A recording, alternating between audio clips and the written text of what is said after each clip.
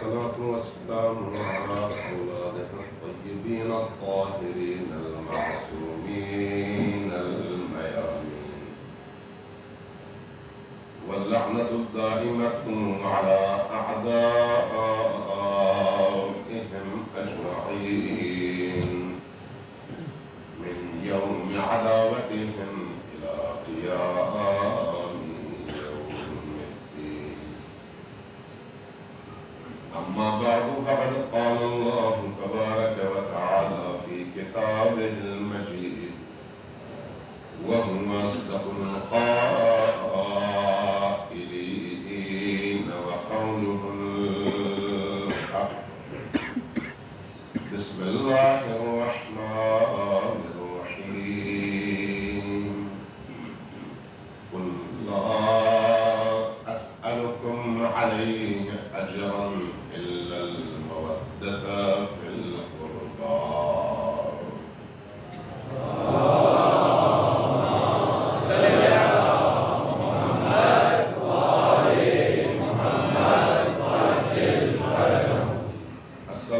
السلام على الحسين وعلى علي بن الحسين وعلى أولاد الحسين وعلى أصحاب الحسين. صباح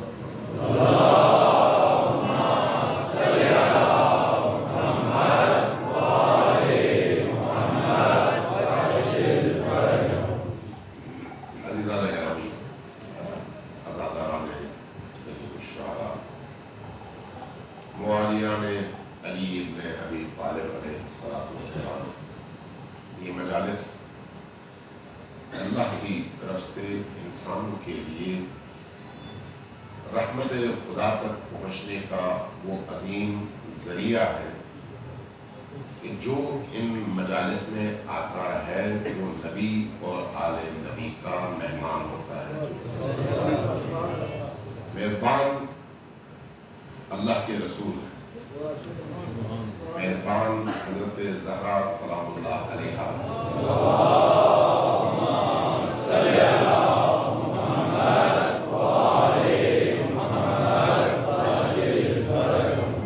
ان کے صاحب عطا وہ ہستیاں ہیں۔ جب کسی کے گھر میں کوئی فوتگی ہوتی ہے تو آپ اگرچہ ان سے تسلیت کے لیے جا رہے ہوتے ہیں، لیکن میزبان تو گھر والے ہوتے ہیں۔ یہ گھر اللہ کا گھر ہے مسجد کے عنوان سے، اور رسول اللہ کی آل کا گھر ہے امام بارگاہ کے عنوان سے۔ تو اس اعتبار سے ہم سب مہمان ہیں ان ہستیوں کے جو رحمت خدا کا در ہے اس کائنات میں۔ اس لیے جب اس محفل میں، اس مجلس میں کوئی آتا ہے تو وہ مہمان بن کر آتا ہے، اور میزبان کی پوری کوشش ہوتی ہے کہ وہ جو کچھ ان کے پاس ہے اپنے مہمانوں کے سامنے رکھے۔ یہ میں لفظی نہیں کر رہا، یہ صرف تقریر کے لیے الفاظ کا انتخاب نہیں ہے، یہ صرف چند خوبصورت جملے نہیں ہیں، بلکہ اس کائنات کی وہ حقیقت ہے جس کے ادراک کے لیے قلب کا نورانی ہونا ضروری ہے۔ یہ یاد رکھیے کہ جب کوئی شخص چاہے کوئی بھی ہو، اگر اہل البیت کی مجلس میں اور محفل میں آتا ہے تو وہ چونکہ ان کے مہمان ہیں یا ان کا مہمان ہے، اس لیے ہم سب اس کی تکریم کے، اس کی عزت کے، اس کی توقیر کے ذمہ دار ہیں کہ وہ جب آئے تو یہاں سے اہل البیت کی نورانیت لے کر واپس جائے۔ میں چونکہ اب آتا ہوں، ذرا نماز پہ سرے وقت پہنچ نہیں سکتا، ذرا لیٹ پہنچتا ہوں، لیکن جب آپ میں شریک ہو جاتا ہوں تو میں کئی اپنے اہل سنت دوستوں کو، برادران کو، عزیزوں کو یہاں پر دیکھتا ہوں کہ وہ آتے ہیں، نماز میں بھی شریک ہوتے ہیں اور عزاداری سید الشہداء میں اور اس مجلس میں بھی شریک ہوتے ہیں. جو شیعہ ہے وہ تو شیعہ ہے، جو اہل سنت ہے وہ بھی اہل البیت علیہ السلام کی ان مجالس میں اگر آتے ہیں تو وہ کون سی چیز ہے جو انہیں گھروں سے اٹھاتی ہے، نکالتی ہے اور اس مجلس میں لا کر بٹھاتی ہے؟ دو چیزیں. ان میں سے ایک محبوب کی کشش ہے، محبوب کی کشش یعنی نبی اور آل نبی کی کشش، حسین اور آل حسین کی کشش، کربلا والے شہداء کے اس پاکیزہ خون کی کشش، اہل البیت علیہ السلام کی اس نورانیت کی کشش.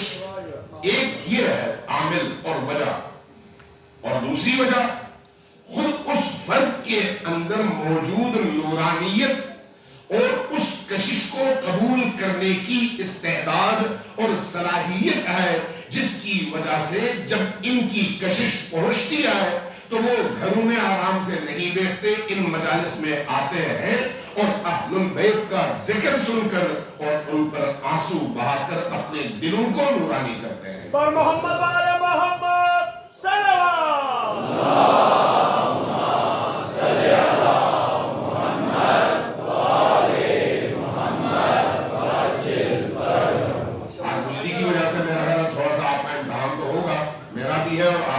لیکن میرا خیر برداشت کر کے ہم آگے بڑھیں گے. ایک بار اونچی آواز سے صلوات بھیجیے پر محمد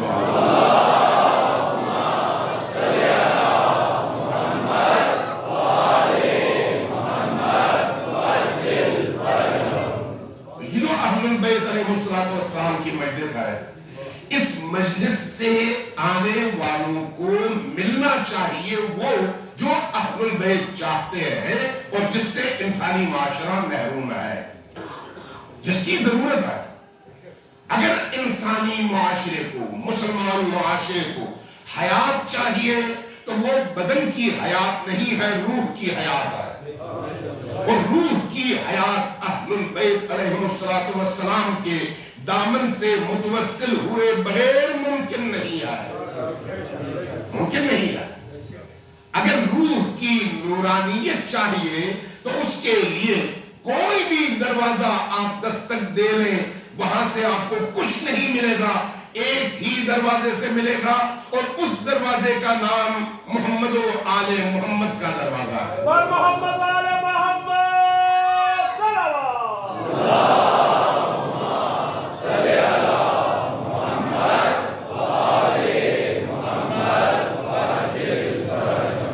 ہماری ایک بہن نے آج مجھے فون کیا، اہل سنت میں سے تھی، کہنے لگی کہ میں اس مجلس میں اسلام آباد کے اس کونے سے آتی ہوں. میں نے کہا کیوں آتی ہیں آپ؟ جب آپ اہل سنت ہیں تو کہیں رستے میں یا گھر بیٹھے آپ ذکر کیوں نہیں سنتے؟ تو کہا کہ جب میں علم حضرت عباس کے سائے میں جاتی ہوں، جب میں حسین کے گھر میں آتی ہوں تو مجھے ایک ایسا سکون اور اطمینان ملتا ہے جو کہیں اور مجھے میسر نہیں ہے. یہ کون سی کشش ہے؟ اہل البیت علیہ السلام کی کشش. تو آپ کی ان مجالس میں، ہماری ان مجالس میں بڑی تعداد ایسے لوگوں کی ہے جو حقیقت کے متلاشی ہیں، جو روح کی غذا کی تلاش میں ہیں. روح کی غذا سرابوں کے ذریعے سے نہیں ملتی، حقیقتوں کے ذریعے سے ملتی ہے. اور اس کائنات کی سب سے بڑی حقیقت کا نام عشق محمد و آل محمد اور عشق علی و آل علی ہے.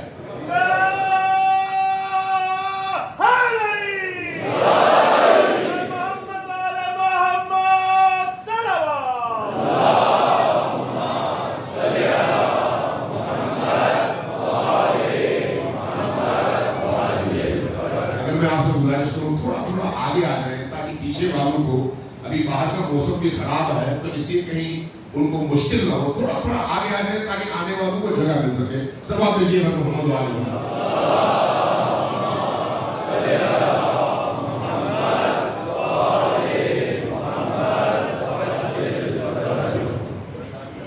عزیزہ نگرامی.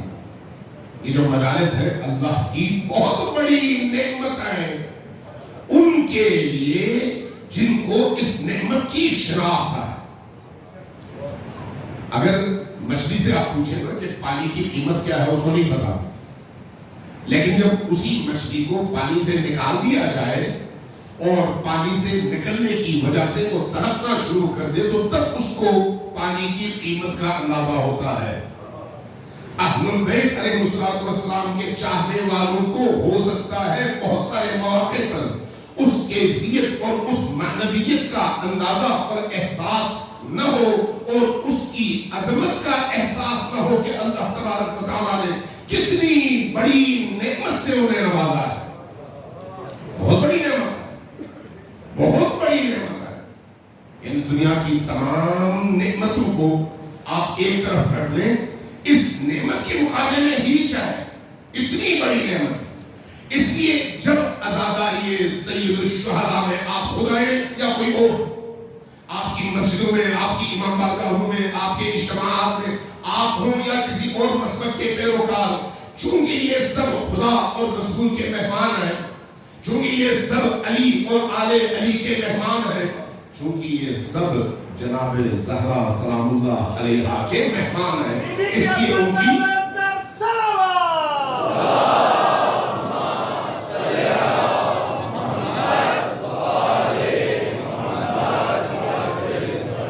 اس لیے ان کی توقیر, ان کی عزت, ان کا احترام, ان کو خود سے بڑھ کر پروٹوکول دینا یہ ہماری پہلی ذمہ داری ہے. پہلی ذمہ داری کیوں؟ اس لیے کہ ہم اپنے آپ کو صاحب عزا سمجھتے ہیں, اپنے آپ کو وارث خون حسین سمجھتے ہیں, ہم اپنے آپ کو وارث علوم و معارف اہل البیت سمجھتے ہیں. لہذا ایک حب علی رکھنے والے, حب محمد و آل محمد رکھنے والے کا احترام ہم پر اسی طرح فرض ہے جس طرح ائمہ ہم سے چاہتے ہیں, چاہے وہ شخص کوئی بھی ہو. ایسا نہ ہو کہ کوئی آئے تو ہماری کسی چھوٹی سے چھوٹی حرکت کی وجہ سے اس کا دل دکھے, اس کو کسی طرح کی کوئی تکلیف ہو, کوئی اس کو درد رنج کا احساس ہو. جب بھی کوئی آئے اطمینان قلب کے ساتھ آئے کہ یہ پناہ گاہ ہے اہل البیت کی طرف سے. مجالس ہو, مساجد ہو یا امام بارگاہ ہے, ان کو وہاں پر غیریت کا احساس نہ ہو, ان کو وہاں پر اجنبیت کا احساس نہ ہو, بلکہ وہ آئے تو ان کو ایسے محسوس ہو کہ باہر وہ غیر محفوظ تھے, اس محیط اور اس چار دیواری میں آنے کے بعد گویا ان کو اللہ کی پناہ مل گئی ہے. سبب ملیے پر محمد وعلیہ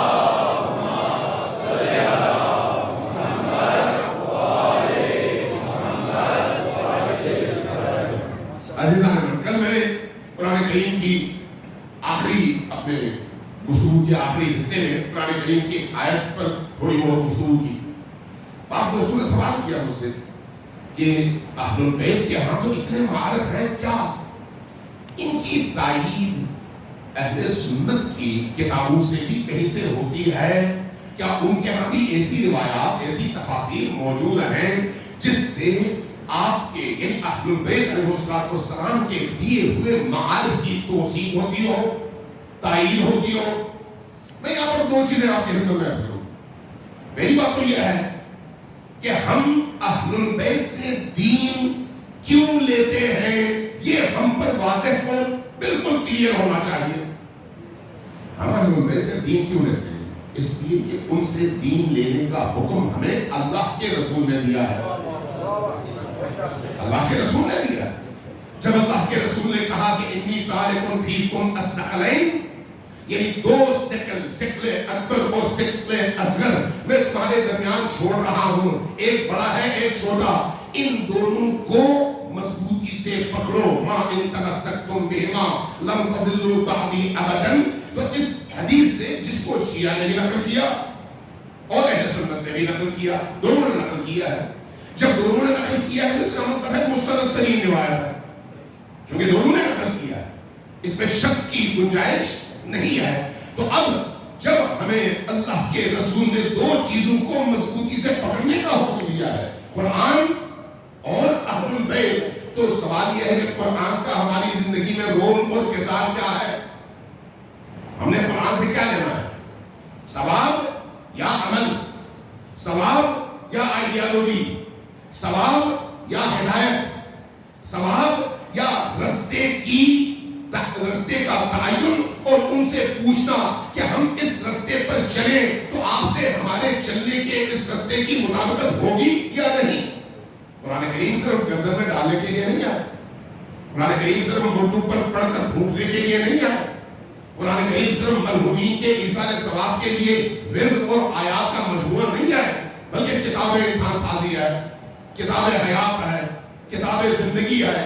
لہذا جو کردار قرآن کریم کا ہے وہ کیا ہے؟ ہم نے اپنا دین قرآن سے لینا ہے۔ جب ہم نے اپنا دین قرآن سے لینا ہے تو جہاں پر قرآن خاموش ہو وہاں پر کیا کرنا ہے؟ نبی کریم نے فرمایا کہ اسی قرآن کی عملی تفسیر کوئی اور نہیں ہے میری اہل بیت کے سوا، لہذا قرآن کے ساتھ میری اہل بیت۔ اب یہ دونوں تا حوض کوثر ساتھ ہیں، لہذا ایک کو پکڑنا اور دوسرے کو چھوڑنا ممکن نہیں ہے۔ لہذا ہم اگر اہل البیت علیہ السلام سے دین لیتے ہیں تو وہ نبی کریم کے اپنے حکم کے مطابق لیتے ہیں، جو کہ انہوں نے یہ فرمایا۔ تو کیا اس کا مطلب یہ ہے کہ ہم صحابہ کرام سے دین نہیں لیتے؟ نہیں لیتے۔ فرق کیا ہے اہل البیت اور صحابہ کرام میں؟ فرق یہ ہے کہ جو حکم نبی کریم کا ہے دین کے پہنچانے کے حوالے سے، اسی طرح سے دین محفوظ طریقے سے اللہ کی مشیت کے مطابق پہنچانے کی ذمہ داری نبی کے بعد ولی کی ہے، ولی کی ہے۔ لہذا ہم دین اہل البیت سے لیتے ہیں نبی کے بعد، اور اگر صحابہ کرام کے پاس دین کے حوالے سے کوئی معرفت ہو تو اس کو بھی بسر و چشم ہم قبول کرتے ہیں، اسی طرح جس طرح سے اہل البیت سے لیتے ہیں۔ فرق کہاں پر ہے؟ صرف ایک جگہ، وہ کون سی جگہ ہے؟ جہاں اہل البیت کچھ کہیں اور صحابہ کچھ کہیں۔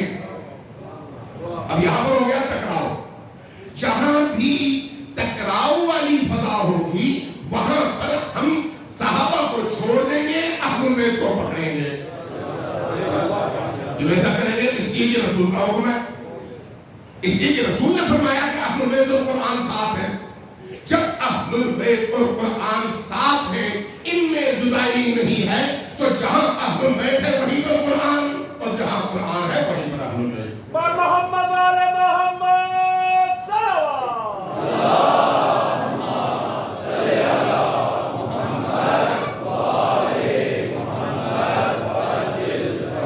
لہذا پہلی بات جس کی طرف توجہ کی ضرورت ہے وہ یہ ہے کہ ہم دین اہل البیت سے کیوں لیتے ہیں؟ جواز یہی ہے کہ رسول نے یہ فرمایا۔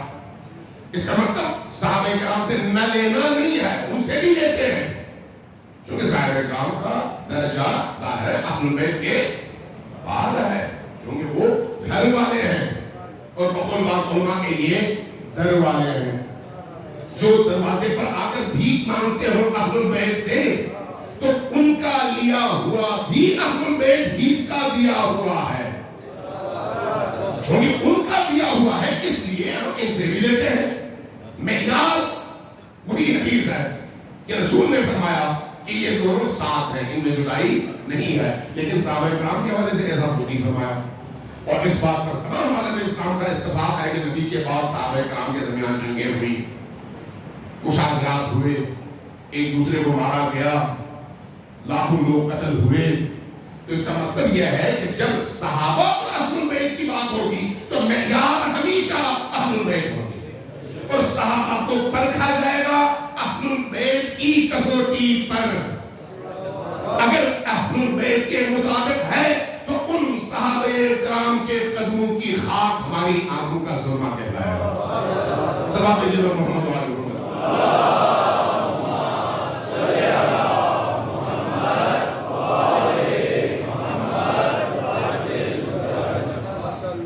جو میں عرض سے کیا گیا تو میں اس کے حوالے سے کہ ہم اہل البیت سے دین لینے کے پابند کیوں ہیں؟ جواب آ گیا ایک دوسری بات، ہم جب کہتے ہیں نا کہ بھئی یہ بات اہل سنت کی احادیث کے منابع میں بھی موجود ہے تو اس کا مطلب سمجھیں، اس کا مطلب کیا ہے؟ اس کا مطلب یہ نہیں ہے کہ ہم نے وہاں سے دین لیا ہے، بلکہ اس کا مطلب یہ ہے کہ جو کچھ ہمارے پاس ہے اس میں سے اگر کسی نظریے، کسی عقیدے، کسی مفہوم، کسی معرفت کی تائید وہاں پر موجود ان احادیث کے ذریعے سے بھی ہوتی ہے تو اس کا مطلب یہ ہے کہ دونوں مکاتب فکر ایک نقطے پر مکمل طور پر متفق ہیں۔ اب اس کو کہنا چاہیے یہ اسلام ہے، یہ فرقہ نہیں ہے، یہ اسلام ہے۔ جب یہ اسلام ہے تو پھر شیعہ بھی اس اسلام کا پابند ہے اور سنی بھی اس اسلام کا پابند ہے، اور اہل البیت علیہم السلام کی معرفت اور ان کے دامن سے متوسل ہونا اور ان کی ولایت کے اندر داخل ہونے کا نام اگر اسلام ہے تو اس اسلام کو شیعہ نے بھی قبول کیا ہے اور سنی نے بھی قبول کیا ہے۔ جو اس کا انکار کرتا ہے وہ نہ شیعہ رہتا ہے اور نہیں سنی رہتا ہے۔ اب اس کے لیے دلائل کے انبار ہیں۔ پہلے قرآن ہی کی طرف آئیے۔ قرآن میں کل جیسے میں نے آیت الکرسی کی اس آیت کا حوالہ دیا، اس آیت کے ذمن میں اگر آپ باقی آیات کو جمع کرنا شروع کر دیں تو ظاہر ہے ایک محفل میں، ایک مجلس میں ان تمام چیزوں کا احاطہ تو نہیں ہو سکتا، اشارہ کر کے ہم گزر سکتے ہیں تاکہ لوگ ذرا کھلے ذہن کے ساتھ سوچیں بھی اور پڑھیں بھی۔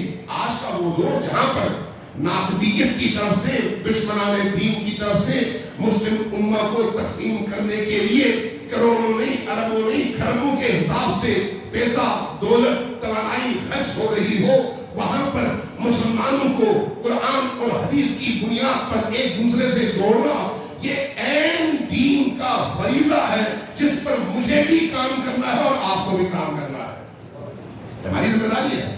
اور اس کے لیے آپ کی ان مجالس میں جو بھی آئے اس کو نہ صرف ویلکم کہنا چاہیے بلکہ اس کے سامنے معارف اور حقائق بھی رکھ دینے چاہیے کہ آپ بھی چاہیے جا کر تحقیق کیجئے، مطالعہ کیجئے، پڑھیے۔ لہذا جو ان محافل میں آتا ہے اس کی تقریر اور اس کے ساتھ پھر اوپن ایک ڈیبیٹ اور گفتگو کا دروازہ کھولنا۔ میں سوچ رہا تھا کہ میں احادیث اہل بیت علیہ السلام سے استناد کروں یا پھر اہل سنت کے منابع میں سے کچھ چیزیں آپ کی خدمت میں عرض کروں۔ میں اہل سنت کی کتابیں کنگال رہا تھا، ایک چیز بڑی عجیب ہے، بڑی ہی عجیب۔ ہمارے پاس بزرگوں نے اہل سنت کی جو روایات اور احادیث کی کتب ہیں ان کتب میں امامت، خلافت، مودت، ولایت اور اہل البیت کی محبت کے حوالے سے موجود اور ان کے منصب کے حوالے سے موجود احادیث کو جمع کیا۔ جب ان احادیث کو جمع کیا تو پتہ چلا کہ وہ احادیث تعداد کے لحاظ سے تشیع میں موجود احادیث سے کم نہیں ہے، کم از کم اتنی ہی ہے۔ تعجب کی بات ہے، تعجب کی بات ہے بھی ان کے ہاں بھی، ان کی کتابوں میں بھی اتنی زیادہ احادیث، اور ان میں سے بعض احادیث تو ایسی جو تشیع کے بنیادی ترین عقائد میں شامل ہیں اور آج کے مفتیان دین نہ صرف اپنی کتابوں سے بے خبر ہیں، لوگوں کو بھی بے خبر رکھتے ہیں اور گمراہ کرتے ہیں۔ جب ان احادیث کا انسان مطالعہ کرتا ہے اور دیکھتا ہے کہ یہ اہل سنت منابع میں، اہل سنت مآخذ میں ہے تو اس سے نہ صرف آپ کی تائید ہوتی ہے بلکہ قربتوں کی راہیں کھلتی ہیں تاکہ آپ ان کو بھی لا سکیں، اہل البیت کی محوریت کی بنیاد پر جوڑ سکے کربلا سے، تاکہ ان کے اندر بھی شعور کربلا پیدا ہو اور نور کربلا زندہ ہو۔ سوال پہ جیبر محمد علیہ وسلم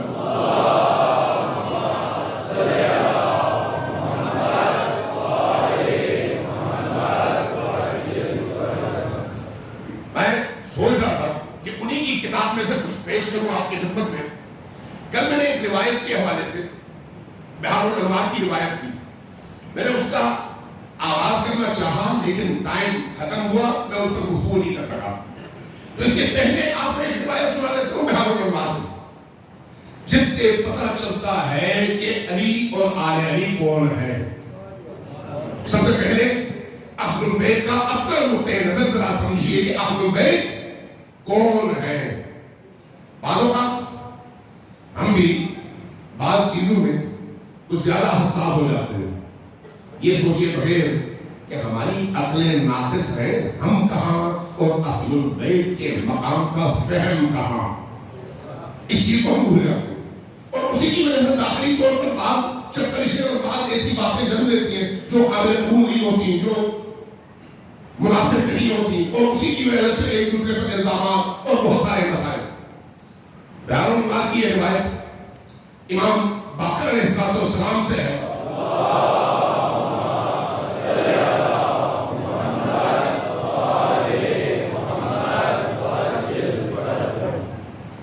جس میں امام باقر علیہ السلام حضرت جابر ابن عبداللہ انصاری سے یہ ارشاد فرما رہے ہیں. میں عبادت پڑھ دیتا ہوں آپ کو، ذرا غور سے سنیں، چونکہ عبادت میں خود ایک برکت ہے، نورانیت ہے. کانوں پہ جب جائے دل تک پہنچے تو اس کی نورانیت اثر کرتی ہے. فرمایا فَنَحْنُ مَعَانِيهِ، ہم خود قرآن کی اس آیت کے معنی ہیں. میں صرف ترجمہ کر کے ابھی آگے گزر رہا ہوں تاکہ آپ کی توجہ ذرا مبذول رکھ سکوں. فرمایا وَمَظَاهِرُهُ فِيكُمْ، ہم خود قرآن کی آیات کے زندہ مظاہر ہیں تمہارے درمیان. آگے ایک جملہ ہے، فرمایا اخترعنا من نور ذاتہ. اختراع ایجاد کو کہتے ہیں. جب آپ کوئی چیز بناتے ہیں تو دو طرح سے بناتے ہیں. ایک ایسی چیز جو پہلے سے موجود ہے اور آپ نے کاپی کیا ہے. ایک ایسی چیز جو پہلے کہیں نہیں ہے، آپ نے زیرو سے بنایا ہے، جس کو آپ کہتے ہیں ایجاد. لیکن جب انسان کوئی چیز ایجاد کرتا ہے تو ارد گرد موجود چیزوں سے استفادہ کرتے ہوئے وہ چیز ایجاد کرتا ہے، لیکن موجد وہی کہلاتا ہے، موجد وہی کہلاتا ہے. اس کو کہتے ہیں عربی میں اختراع. امام باقر علیہ السلام فرماتے ہیں کہ اخترعنا من نور ذاتہ، اللہ تبارک و تعالی نے اپنی ذات کے نور سے ہمیں ایجاد فرمایا، ہمیں ایجاد فرمایا. اور آگے وَفَوَّضَ إِلَيْنَا أُمُورَ عِبَادِهِ، اور اپنے بندوں کے معاملات ہمارے سپرد کر دیے. فَوَّضَ أُمُورَ عِبَادِهِ إِلَيْنَا، ہم اپنے بندوں کے معاملات ہمارے سپرد کر دیے. اب آگے فَنَحْنُ، ہم وہ ہیں، نَفْعَلُ بِإِذْنِهِ مَا نَشَاءُ، ہم وہ ہیں جو اس کے اذن سے، اس کی اجازت سے جو چاہے انجام دیتے ہیں. ایک امام، ایک معصوم جن کو ہم ائمہ اہل البیت کہتے ہیں، وہ آزاد نہیں ہیں، اللہ کے حکم کے تابع ہیں، لیکن ایسے تابع کہ ان کا ہر عمل، ہر ایکٹ اور ہر قدم وہی ہے جو اللہ چاہتا ہے، اللہ کے ارادے کے تابع. آگے فرمایا وَنَحْنُ إِذَا شِئْنَا شَاءَ اللَّهُ، جو ہم چاہتے ہیں وہی اللہ چاہتا ہے، جو ہم چاہتے ہیں وہی اللہ چاہتا ہے. وَإِذَا أَرَدْنَا أَرَادَ اللَّهُ، جو ہم ارادہ کرتے ہیں وہی اللہ ارادہ کرتا ہے. اس کا کیا مطلب ہے؟ پہلے ہی بیان ہو چکا کہ ہم وہی ارادہ کرتے ہیں جو اللہ ارادہ کرتا ہے، ہم وہی چاہتے ہیں جو اللہ چاہتا ہے. لہذا ہمارا ارادہ اللہ کا ارادہ ہے اور اللہ کا ارادہ ہمارا ارادہ ہے. ہمارا چاہنا اللہ کا چاہنا ہے اور اللہ کا چاہنا ہمارا چاہنا ہے. یہاں تک بات واضح ہوگی، اس میں کوئی پریشانی والی بات نہیں ہے. آگے فرمایا وَاصْطَفَانَا مِن بَيْنِ عِبَادِهِ، اللہ تبارک و تعالیٰ نے اپنے بندوں کے درمیان سے ہمیں منتخب فرمایا. وصفانا, مصطفیٰ جو لفظ آپ استعمال کرتے ہیں یعنی منتخب شدہ, یہاں پر فرمایا وصفانا, ہمیں اللہ نے منتخب فرمایا اپنے بندوں میں سے. وجعلنا حجتاً, اور ہمیں دلیل اور حجت قرار دیا اپنے بندوں کے درمیان. فی بلادہ, اپنی زمین پر, اپنے اس کائنات پر.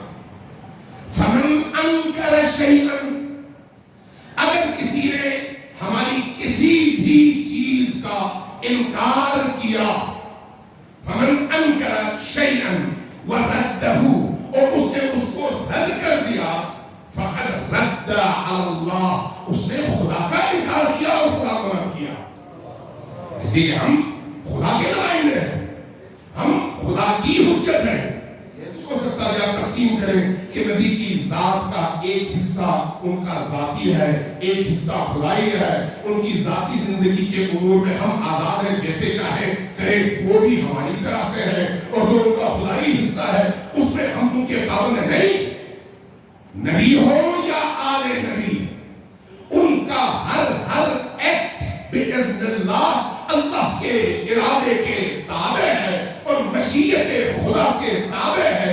لہذا جو وہ کہے وہی حجت, جو وہ کرے وہی حجت, جو قدم وہ اٹھائے وہی دلیل. اس دلیل, حجت اور وحی کے رستے سے ذرہ برابر بھی ادھر یا ادھر ہونا انکار بھی ہے اور گمراہی بھی ہے.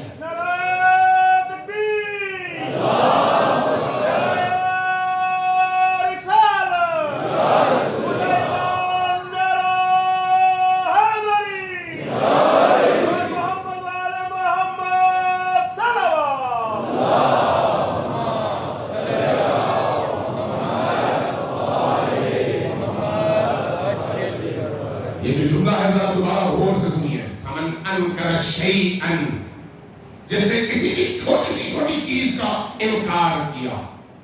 وردہ, ورد علی اللہ, اس نے ہمیں رد نہیں کیا, ہمارا انکار نہیں کیا, اس نے خدا کا انکار کیا. جو ہمارا ایکٹ خدا کا ایکٹ ہے, خدا کی طرف سے اور خدا کی اجازت سے ہے.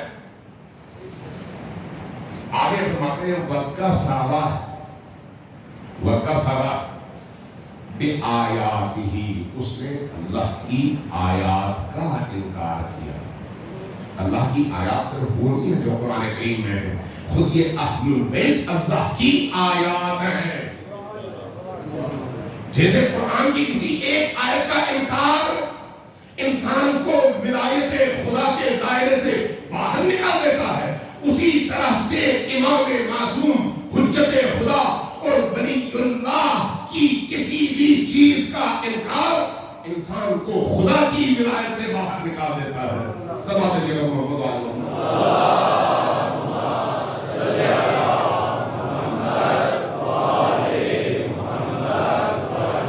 اور جو خدا کی ولایت سے باہر نکل جاتا ہے اس کا حکم کیا ہے؟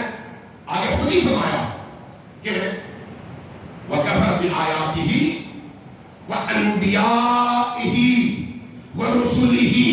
اس نے صرف ہمارا انکار نہیں کیا, اللہ کے انبیاء کا بھی انکار کیا اور اللہ کے رسولوں کا بھی انکار کیا.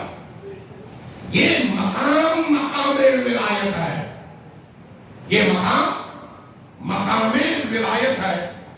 یا جابر, اے جابر غور سے سنیے. من عرف اللہ بهذه الصفة موافقتا لما فی کتاب اللہ المنزل, جو شخص ان عبارات اور اس بات کو اس طرح سے مانے جیسے میں نے کہا, تو وہ موحد بھی ہے اور اہل توحید بھی ہے. موحد ہونے کے لیے ان ہستیوں پر ایمان ضروری ہے, ورنہ اللہ کی وحدانیت اور اللہ کی ولایت سے وہ انسان باہر نکل جاتا ہے. اب ذرا ایک روایت میں آپ کو سناتا ہوں. یہ روایت تھی بہار الانوار کی. اب جو آپ کو سنانے لگا ہوں یہ روایت بڑی عجیب ہے. دو بڑے اہل سنت محدثین نے یہ روایت نقل کیا ہے. دو بڑے اہل سنت محدثین نے. پہلی روایت نقل کیا ہے تبری نے. تبری کا نام آپ جانتے ہیں, اور تبری کوئی معمولی انسان نہیں ہے. جہاں احادیث پر انہوں نے کام کیا ہے وہیں پر تاریخ پر بھی کام کیا ہے. وہ اپنی جامع البیان میں, ان کی کتاب جامع البیان, وہاں پر یہ اس آیت کے ضمن میں یہ حدیث نقل کرتے ہیں. کہتے ہیں جب یہ آیت اتری وَإِنِّي لَغَفَّارٌ, کہ میں مغفرت کرنے والا اور معاف کرنے والا ہوں. وَإِنِّي لَغَفَّارٌ لِمَنْ تَابَ, اس کو جس نے توبہ کیا, وَآمَنَ, اور جو ایمان لایا, وَعَمِلَ صَالِحًا, وَعَمِلَ صَالِحًا, جس نے صالح اور نیک اعمال کیے. آگے جملہ ہے ثُمَّ اهْتَدَىٰ, اور ہدایت کے رستے پر ہمیشہ رہا. جو ہدایت کے رستے پر ہمیشہ رہا اس کو میں یہ انعام دے رہا ہوں. کیا؟ اس کی مغفرت ہو گئی, اس کے تمام گناہ معاف ہو گئے. تبری کہتے ہیں کہ رسول اللہ سے جب پوچھا گیا کہ یا رسول اللہ یہ جو آخر میں اللہ نے شرط رکھی ہے کہ فرمایا ثم اهْتَدَىٰ, ہدایت کے رستے پر گامزن رہے گا, تو تب اللہ اس کو معاف کرے گا, تو یہ ہدایت کا رستہ کیا ہے؟ تو رسول اللہ نے تبری کے بقول, سنی محدث اور مورخ, تبری کے بقول رسول اللہ نے فرمایا ثم اهْتَدَىٰ إِلَىٰ وِلَایَةِ عَلِي ابن ابی طالب, جو علی ابن ابی طالب کی ولایت پر ہمیشہ قائم و دائم رہے, اس کو اللہ معاف کرتا ہے. یہ روایت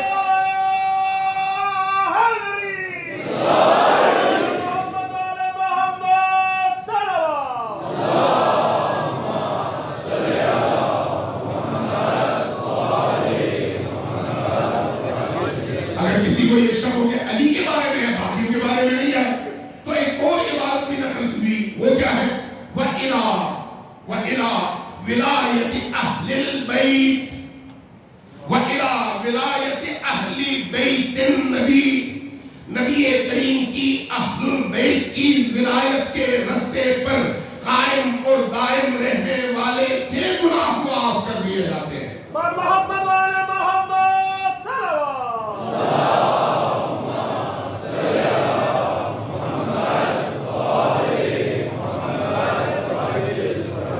حسکانی بہت بڑے مصنف ہیں, محقق ہیں اور مفسر قرآن ہیں, اور ان کی کتاب شواہد التنزیل قرآنی آیات کے نزول کے حوالے سے ان کی شان نزول بیان کرنے والی بہت زبردست کتاب ہے, اہل سنت اور بہت بڑی معتبر شخصیت ہے.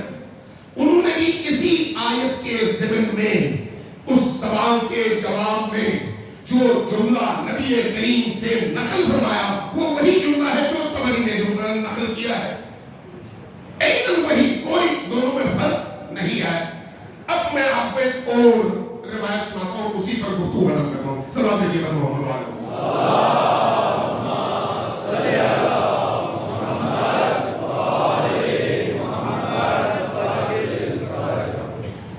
حضرت ابو سلمہ سے ایک روایت نقل ہوئی ہے, اور یہ خارزمی نے نقل کی ہے. خارزمی خود بھی اہل سنت کے بڑے اکابر علماء میں سے ہیں, اور انہوں نے یہ روایت اپنی کتاب میں نقل کی ہے, اور بڑی زبردست قسم کی روایت ہے. فرمایا کہ نبی کریم نے یہ بات ان ابی سلمہ راعی, ابی سلمہ راعی حضرت رسول خدا کے صحابی ہیں, انہوں نے نبی کریم سے یہ روایت سنی اور ہم تک پہنچائی. درمیان میں ظاہر ساری ایک تفصیل ہے کہ کن کن راویوں سے ہو کر یہ روایت ہم تک پہنچی ہے. وہ کہتے ہیں کہ میں نے رسول خدا سے یہ سنا. کیا سنا؟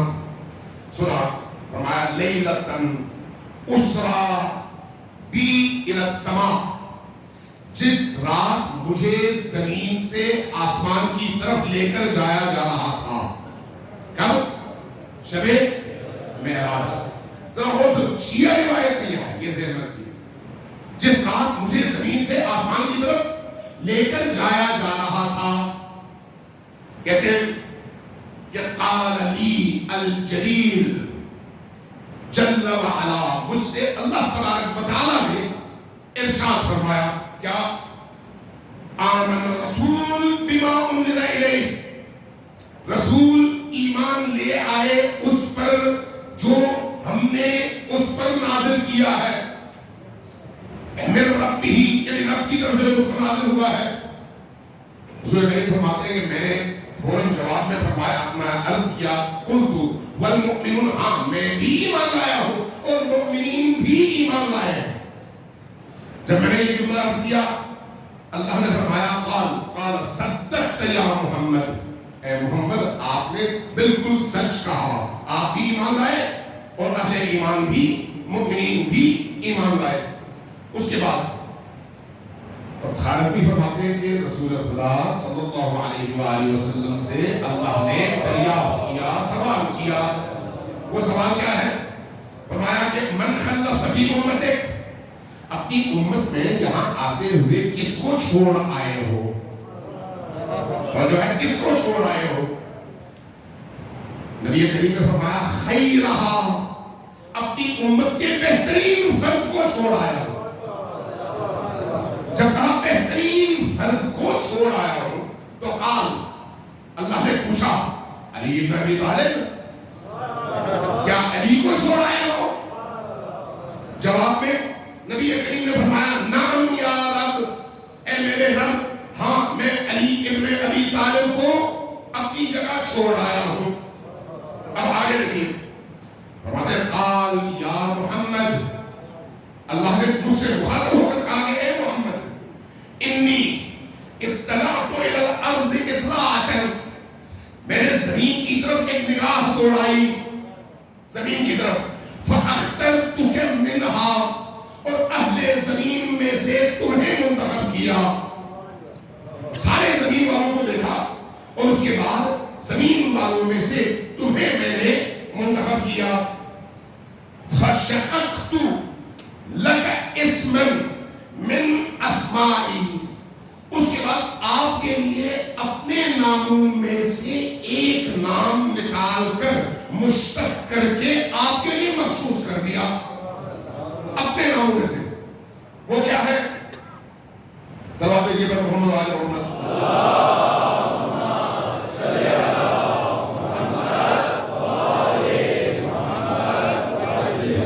چونکہ اپنے ناموں میں سے ایک نام کا انتخاب کر کے میں نے آپ کے لیے مختص کر دیا ہے، اس لیے فرمایا فلا اذکر فی موضع، کسی مقام پر میرا ذکر نہیں ہوگا مگر یہ کہ میرے ذکر کے ساتھ آپ کا بھی ذکر ہوگا،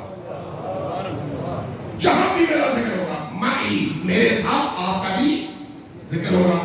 اور اس کے بعد فرمایا فَأَنَا الْمَحْمُودُ، میں محمود ہوں اور آپ محمد ہیں، محمد محمود سے مشتق نام ہے۔ اور اس کے بعد فرمایا ثم قلبت ثانیہ، اور اس کے بعد میں نے دوسری دفعہ ایک نگاہ دوڑائی، ایک دفعہ پھر عالم کو دیکھا، زمین والوں کو دیکھا، اس کے بعد فاخترت علیًا، اور اس کے بعد میں نے علی کا انتخاب کیا، اور اس کے بعد وشققت لہ اسما، اور اس کے بعد اس علی کے لیے ایک ایسے نام کا انتخاب کیا جو من اسمائی، جو میرے ناموں میں سے ایک نام ہے۔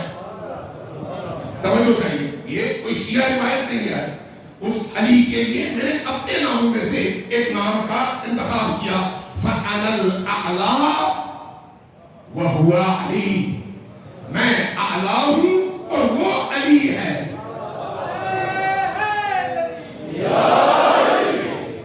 یا محمد، اس کے بعد ابھی روایت چل رہی ہے، یا محمد، اے میرے نبی، اے میرے محمد، غور سے سنیے، کیا انی خلقتک، میں نے آپ کو خلق فرمایا، وخلقت علیًا، اور میں نے علی کو خلق فرمایا، وفاطمہ، اور فاطمہ کو خلق فرمایا، والحسن والحسین، اور حسن و حسین کو خلق فرمایا، والائمة من ولدہ۔ کوئی اگر یہ سمجھتا ہے کہ صرف پنجتن پاک کے لیے ہی روایات ہیں تو نہیں، بلکہ تمام ائمہ اہل البیت کے لیے موجود ہیں روایت، تمام اہل البیت۔ اس نے فرمایا کہ وَمِنْ وُلْدِهِ مِنْ سِمْخِ نُورٍ مِنْ نُورِ، ان سب کو میں نے اپنے نور کی ایک سمت سے پیدا کیا ہے. یہ اللہ خدا ہے, یہ اللہ کا نور ہے, اس لیے ان کا ذکر بھی نور ہے, اس لیے ان کی محبت بھی نور ہے, اس لیے جہاں پر ان کا تذکرہ ہوتا ہے وہ فضا بھی نورانی ہو جاتی ہے. صلی اللہ علیہ وسلم محمد و آل محمد.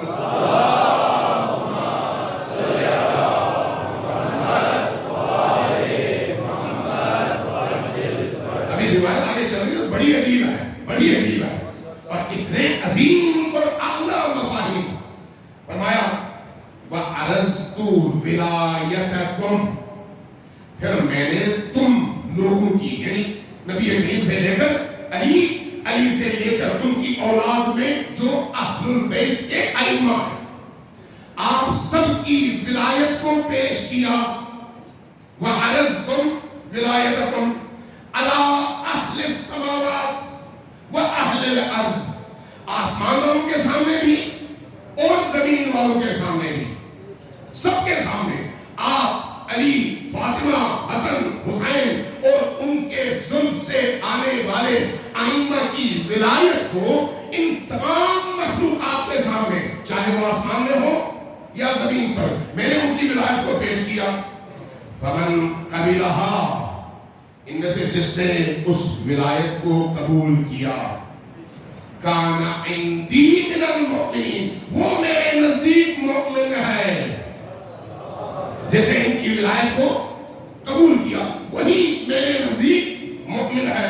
ومن جہلها, اور جسے انکار کیا, کان عندی من الکافرین, وہ میرے نزدیک کفار میں سے ہے, چاہے وہ کلمہ ہی کیوں نہ پڑھتا ہو.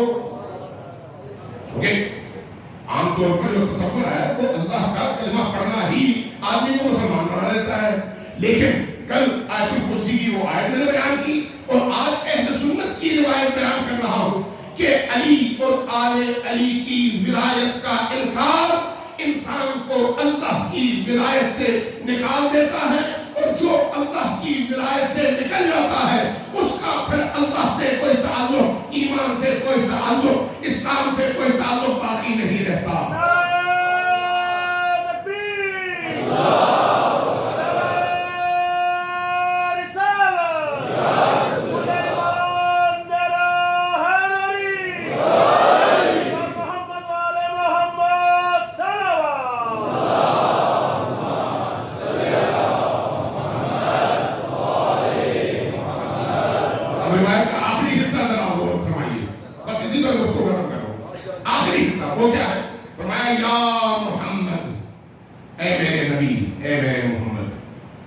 لو ان, اگر عبدا من عبیدی, میرے ان بندوں میں سے کوئی ایک بندہ عبدنی, میری عبادت کرے, حتی ینقطع, یہاں تک کہ مر جائے, اتنی عبادت کرے کہ اس کو موت آ جائے, ثم اتانی, اور میرے پاس آئے, لیکن جاہدن لولایتکم, آپ اہل البیت کی ولایت کا منکر ہو, عبادت ساری زندگی کرے اور اسی عبادت میں مر جائے, لیکن آپ کی ولایت کا منکر ہو, جاہدن لولایتکم ما غفرت لہ حتی یقر بولایتکم, جب تک وہ آپ کی ولایت کا اقرار نہیں کرتا اس وقت تک اس کی کوئی معافی نہیں ہے. پر محمد والے محمد صلوات.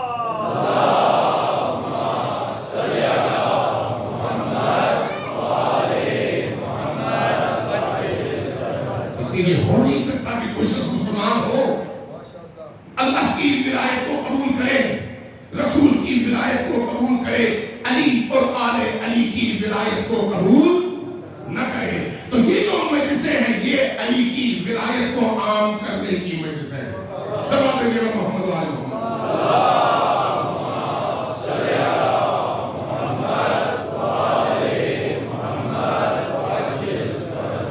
عزیزان گرامی, ٹائم زیادہ ہو گیا, مجھے جو ترتیب بتائی گئی اس کے مطابق میں چاہ رہا ہوں آج ایک ایسی شخصیت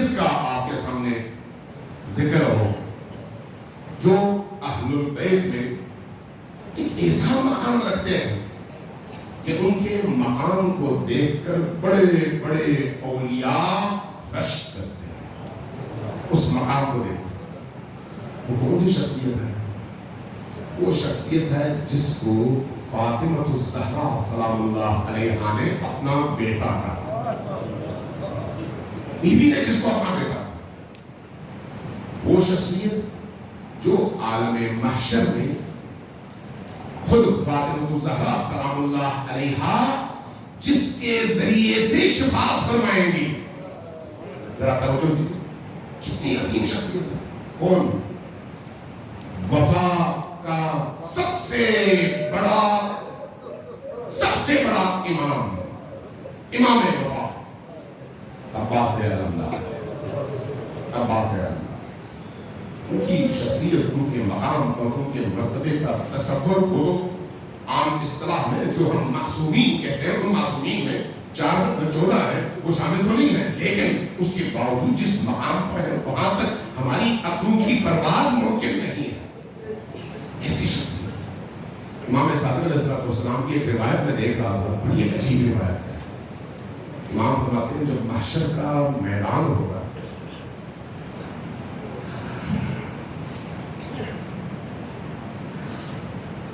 جب محشر کا میدان سجے گا، حضرت آدم سے لے کر تا قیام قیامت تمام انسان وہاں پر جمع کیے جائیں، کچھ کی کوشش ہو جائے گی اور وہ چلے جائیں گے جنت۔ باقی ساری مخلوقات منتظر ہوں گی کسی طرح سے شفاعت ہو جائے۔ جب اس شفاعت کے انتظار میں روز قیامت کی اس گرمی میں محشر کے میدان میں لوگ تڑپ رہے ہوں گے، تو ان کی تڑپ کو دیکھ کر رحمت دو عالم نبی کریم صلی اللہ علیہ وآلہ وسلم پکاریں گے، بیٹی فاطمہ کہاں ہو؟ بیٹی فاطمہ کہاں؟ جیسے یہ آواز اٹھے گونجے گی، آواز آئے گی، فاطمہ تشریف لا رہی ہے یا اہل محشر اپنی نگاہیں جھکا لو۔ محشر والوں کی نگاہیں جھک جائیں گی۔ فاطمہ سلام اللہ علیہا اپنے ارد گرد 70,000 فرشتوں کے ساتھ میدان محشر میں اتریں گی اور بابا کے سامنے کھڑی ہو جائیں گی، اور جب بابا کے سامنے آئیں گی تو نبی کریم سوال پوچھیں گے، بیٹی فاطمہ امت کے ان گناہگاروں کی شفاعت کے لیے کیا لے کر آئی ہو؟ کیا لے کر آئی؟ وہاں پر بی بی ایک دفعہ جب بتانے لگے گی، سارا محشر سر اٹھا کے دیکھے گا بی بی کیا فرماتی ہے۔ کیا دیکھے گا؟ دیکھے گا بی بی اپنی عبایا کے اندر سے اپنے دونوں ہاتھ باہر نکالیں گی تو اہل محشر تڑپ کر دیکھیں گے کیا ہے؟ کیا دیکھیں گے؟ 2 کٹے ہوئے بازو لٹک رہے ہیں۔ آپ کے ہاتھوں میں 2 کٹے ہوئے بازو لٹک رہے ہیں۔ یہ دیکھ کر نبی کریم پکاریں گے، بیٹی فاطمہ یہ کیا لے کر آئی ہو؟ یہ کیا ہے؟ جواب میں کیا فرمائیں گی؟ بابا جان میں کربلا سے اپنے بیٹے عباس کے 2 کٹے ہوئے بازو لے کر آئی تاکہ اس امت کے ان گناہگاروں کی شفاعت ہو سکے۔ وہ عباس جن کی شفاعت کے لیے حضرت زہرا سلام اللہ علیہا ان کے کٹے ہوئے بازو لے کر میدان محشر میں تشریف لا رہی، وہ عباس دیکھ رہا تھا آیت اللہ العظمیٰ ہوئی کے بارے میں کہ جب بھی وہ نجف سے کربلا آتے تو پہلے امام حسین کی طرف نہ جاتے، پہلے جاتے حضرت عباس کے دروازے پر۔ چونکہ روایات میں ہے کہ عباس باب الحسین ہے، اس لیے پہلے عباس کی بارگاہ میں حاضری ہو، اس کے بعد جاؤ حسین بن علی کی طرف۔ اس لیے ابتدا میں بالکل صدام کے آخری ادوار میں جب میں گیا تو اس وقت ظاہر میرانہ تھا سارا، تو وہاں پر میں نے ان ایام میں جوانوں کو دیکھا اپنی آنکھوں سے کہ پہلے آتے تھے عباس علمدار کے حرم میں اور طواف کرتے تھے، سلام کرتے تھے، اور اس کے بعد پھر زمین کربلا پر لیٹتے تھے، اپنے رخسار زمین پر رکھتے تھے، اپنے گھٹنے زمین پر رکھتے تھے، اپنے سینے زمین پر رکھتے تھے، اور رخسار زمین پر رگڑتے ہوئے حسین کی بارگاہ کی طرف سفر شروع کرتے تھے۔ کہتے تھے مولا ہم آپ کے بھائی سے اجازت دے کر آپ کی طرف آ رہے ہیں، اب ہمیں قبول فرمائیے۔ وہ عباس آیت اللہ العظمیٰ ہوئی جب وہاں پر پہنچتے تو 3 جملے باب القبلہ پر کھڑے ہو کر ذریعہ ہے عباس کی طرف مخاطب ہو کر 3 جملے کہتے ہیں، لیکن یہ 3 جملے ایسے ہیں جو باقی پانی کو آگ لگا دے۔ پہلا جو جملہ ہوتا وہ کیا ہوتا؟ السلام علیکہ یا شباب الحسین، اے حسین کی جوانی عباس، تم پر میرا سلام ہو، اس لیے کہ جب تک آپ تھے حسین کی جوانی سلامت، جب تک آپ تھے حسین کی جوانی سلامت۔ اگلا جملہ اس سے زیادہ خطرناک جملہ ہے اور دلوں کو چیر دینے والا جملہ ہے۔ کیا تھا؟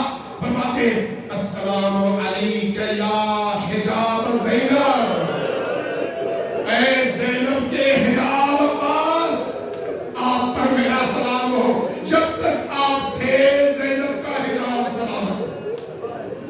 اور اس کا تیسرا جملہ فرماتے، وہ جملہ کیا تھا؟ فرماتے ہیں السلام علیکہ یا ساق السکینہ، اے سکینہ کے ساقی عباس، آپ پر میرا سلام ہو، جب تک آپ زندہ تھے سکینہ کی پیاس زندہ تھی، لیکن جب آپ شہید ہو گئے تو سکینہ کی پیاس بھی مر گئی۔ مسئلہ عاشور، جب حسین اکیلے رہ گئے اور عباس تھے اور ہر طرف ایک ایسی کیفیت تھی کہ العطش کی آوازیں خیمے حسین سے باہر آ رہی تھی، تو اس عالم میں ایک دفعہ عباس آئے مولا کی بارگاہ میں، مولا اب تو مجھے اجازت دے تاکہ میں جا کر لڑ سکوں۔ فرمایا حسین، میرے بھائی عباس، تم میرے لشکر کے سپہ سالار ہو، میں تمہیں کیسے جانے دوں؟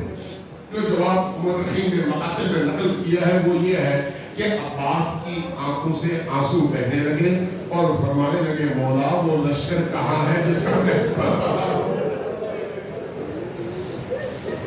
جب خیمے سے معصوم بچیوں کے رونے کی آوازیں آئیں تو مولا نے فرمایا عباس، ان بچوں کو پیاس بڑی لگی ہے، ان کے لیے پانی کا بندوبست کرنے اگر جا سکتے ہو تو ضرور جاؤ، یعنی اجازت لڑنے کی نہیں بلکہ پانی لانے کی ہے۔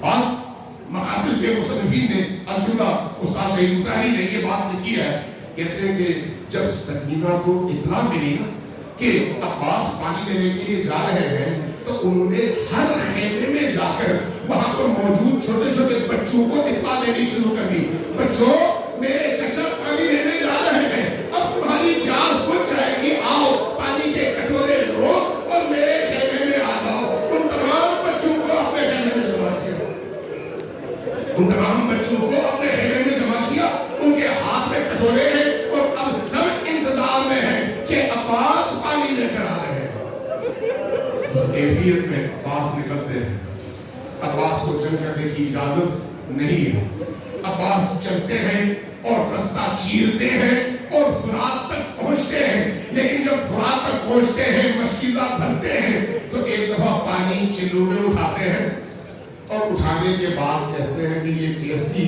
وفا ہوگی کہ عباس تو پانی پیے اور حسین اور اس کے بچے پیاسے ہوں، پانی گرا دیتے ہیں۔ بعض مقاتل نے لکھا ہے کہ حضرت عباس نے اپنے گھوڑے سے کہا کہ گھوڑے تم کم از کم پانی پی لو، لیکن گھوڑا کس کا تھا؟ عباس کا۔ گھوڑے نے بھی پانی پینے سے انکار کر دیا۔ اب لشکر کے درمیان میں یہ مشکیزہ لے کر آ رہے ہیں، ایک ہاتھ میں علم ہے اور ایک ہاتھ میں مشکیزہ ہے، ایک ہاتھ میں تلوار ہے، ایک ہاتھ میں علم ہے اور سینے پر مشکیزہ ہے۔ جب بڑھنے لگے حسین ابن علی کے خیام کی طرف تو چاروں طرف سے حملے ہیں۔ یہ حملے کیوں ہیں کہ کہیں پانی کی ایک بوند خیمے حسین میں نہ پہنچ پائے، پانی کی بوند نہ پہنچے۔ اس کے ایک وقت آیا ایک دفعہ جب عباس کے بازو پر حملہ ہوا اور ایک بازو گر گیا نیچے، تو اس کے بعد عباس نے سنبھالا علم کو دوسرے بازو سے اور اس کے بعد تلوار گر گئی۔ جب عباس نے علم دوسرے ہاتھ سے سنبھال لیا تو دوسرا وار ہوا اور عباس کا دوسرا بازو بھی قلم ہو گیا۔ اب جب دوسرا بازو قلم ہوا اب کیفیت کیا تھی؟ عباس جھکے ہیں اور جھک کر اپنے سینے کے بل اس مشکیزے کی حفاظت کر رہے ہیں کہ کہیں مشکیزے کا پانی ضائع نہ ہو۔ اس کیفیت میں آگے بڑھتے ہیں، لیکن ایک دفعہ ایک تیر آتا ہے اسی مشکیزے سے ٹکراتا ہے جیسے ہی مشکل سے تیر ٹکرا گیا اور مشکلہ پھٹا اور پانی گرا تو عباس علمدار کی آس ختم ہو گئی. اب یہ جو آس ختم ہوئی تو اب کیفیت کیا ہے؟ عباس اب خیمے کی طرف نہیں جا رہے ہیں. جو لوگ کربلا گئے ہیں وہ ذرا دیکھیں، حسین بن علی کا حرم ہے، سامنے باب القبلہ پر مخیم ہے جہاں پر خیمے تھے، اور حضرت عباس کا حرم کہاں پر ہے؟ 500 گز اس طرف. جب خیمے آپ کا رخ قبلے کی طرف ہو تو آپ کے لیفٹ ہینڈ پہ کم از کم 500 گز کے فاصلے پر. یہ فاصلہ کیوں ہے؟ اس لیے کہ عباس کو حیا آ رہی تھی کہ اب حسین کے خیمے کی طرف کیسے جائیں. اس لیے آپ نے اپنا رخ موڑنا شروع کر دیا. مقابلہ ہوتا رہا یہاں تک کہ ایک وقت ایسا آیا چاروں طرف سے تیروں کی بارش، اور ان تیروں کے نتیجے میں عباس گھوڑے کی پشت پر سے زمین پر آئے. لیکن یہ کیسا آنا ہے جس کے بازو ہو وہ جب گرتا ہے تو اپنے ہاتھوں کے سہارے سے گرتا ہے. عباس کے دونوں بازو قلم ہو چکے ہیں، بدن پر تیر دھسے ہوئے ہیں اور کھدے ہوئے ہیں. اب جب عباس زمین پر گر رہے ہیں تو اس وقت تیروں پر گر رہے ہیں، نہ زمین پر ہے نہ آسمان میں. جب زمین کربلا پر عباس گرے تو آواز دی، یا اخا ادرک اخا، میرے بھیا حسین اب میرے سرحانے آئیے اور آخری ودا فرمائیے. جب حسین آئے تو ایک عجیب منظر دیکھا. وہ منظر کیا ہے؟ عباس کے بائیں آنکھ پر ایک تیر لگا ہے، ایک تیر لگا ہے، اور اس کی وجہ سے سارا چہرہ خون ہے اور دیکھ نہیں پا رہے اور بازو کٹے ہوئے ہیں. اب تیر نکالنے کے لیے کوئی ان کے پاس ذریعہ نہیں ہے تو عباس کو کس عالم میں دیکھا؟ اپنا سر جھکا رہے ہیں تاکہ اس تیر کا پچھلا حصہ گھٹنوں کے درمیان آئے. اپنے دونوں گھٹنوں کو جوڑ رہے ہیں اور جھٹکا دینے کی کوشش کر رہے ہیں کہ کسی طرح سے تیر باہر آئے. اس منظر کو دیکھ کر حسین بن علی آتے ہیں بھائی کے سرحانے، اور جب سرحانے آتے ہیں اور عباس کو پتا چلتا ہے بھائی آئے ہیں تو لوگ کہتے ہیں، جب ان کے آنسو دیکھتے ہیں آپ کی آنکھوں سے آپ کے چہرے سے خون صاف کرتے ہیں. تو بعض مکاتب نے لکھا ہے کہ حضرت امام حسین کربلا کی اس گھاٹ پر بیٹھے اور سر عباس کو اپنے زانوں پر رکھا. جیسے ہی سر زانوں پر رکھا عباس نے محسوس کیا کہ سر حسین کے زانوں پر ہے. اٹھا کر دوبارہ